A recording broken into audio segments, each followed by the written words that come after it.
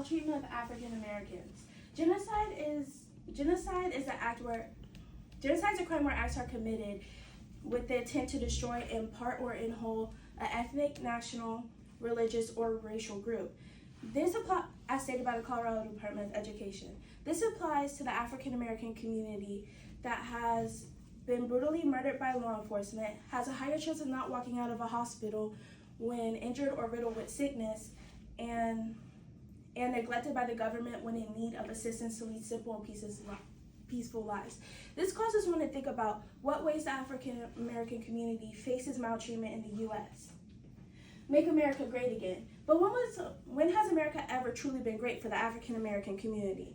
According to Johan Norberg, a writer with an MA in History of Ideas, memories are notoriously unreliable because the way one remembers things will change with time and become an idealized version of reality. Americans tend to have selective memory when it comes to the timeless suffering of the African American community. The very community that deals with maltreatment from fellow citizens, law enforcement, healthcare physicians, and the government, leading to my first problem, police brutality. Police brutality causes mass unjust fatality among the African American community due to prejudices held against the community. According to Tiffany Bell Washington, a board-certified Harvard-trained public health specialist, African Americans are more likely to be seen as aggressive even when in vulnerable positions, such as unclothed, unarmed, or showing a decline in mental health. This was conveyed through the shooting of Sonia Massey by Deputy Grayson. Sonia had called the police due to her fear of a figure lurking around her house, but instead of comfort, she was deemed as aggressive, which led to her death and multiple gunshot wounds, including one to the face. According to Cheryl Thompson, award-winning investigative journalist that covers crimes and politics, police officers have sometimes been involved in 3 or even more shootings, and even if deadly, they face little or no consequences.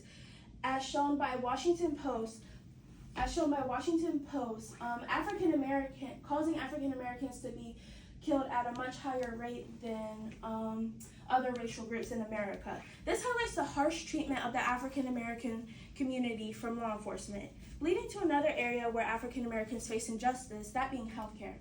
African Americans have faced injustice from healthcare for decades. African American women are 3 times more likely to die from pregnancy complications than white women, and African American infants are 2 times more likely to die than white infants.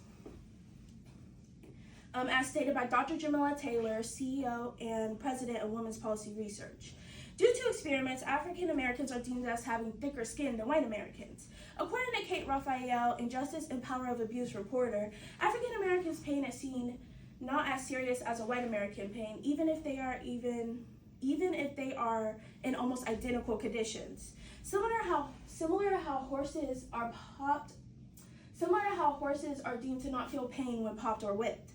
Blatant ignorance against the African American community within healthcare is what takes away so many African American lives, causing one to think about the idiom, ignorant is bliss. But is it truly bliss to the ones living the nightmare?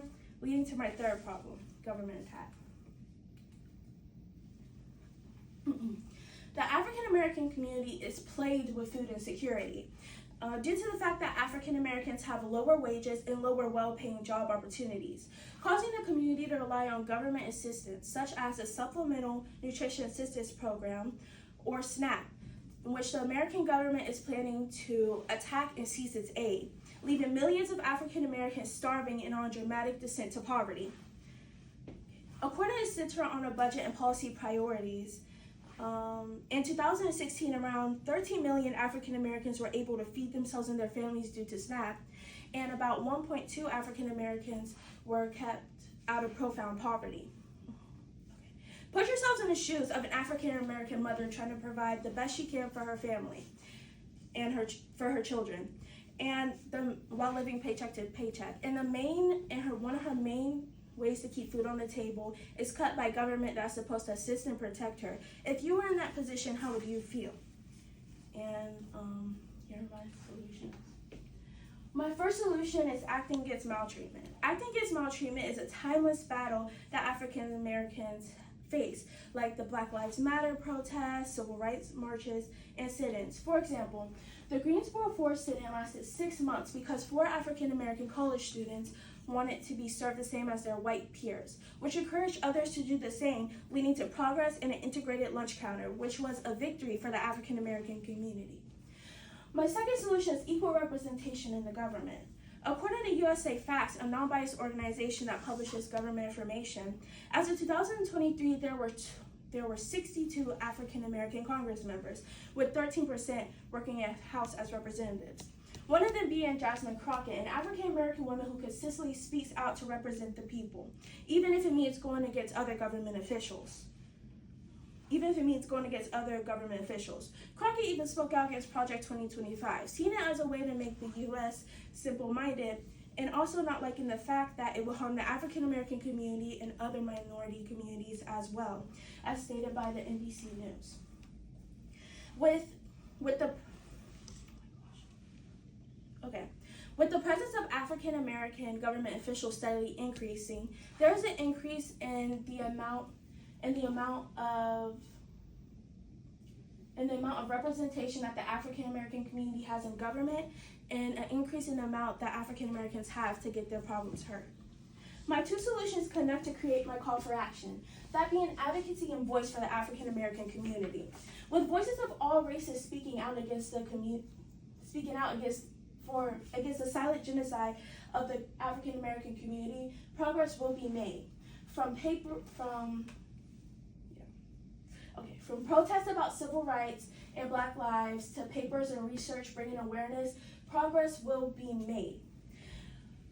African Americans have come a long way since slavery, but that slavery lacks in liberty, equality, and justice for the African American community. And here is my counter argument. According to Heather Hartline Grafton, a senior advisor of SNAP and Ellen Bollinger, food stamps director, in 2019, about 26% of African Americans use SNAP benefits in comparison to 36% of white Americans that use it, showing a higher demand in the white community. While this is true, as shown by Citron budget and policy priority, African Americans still do face a higher rate of food insecurity than other races, and millions would still go hungry without that.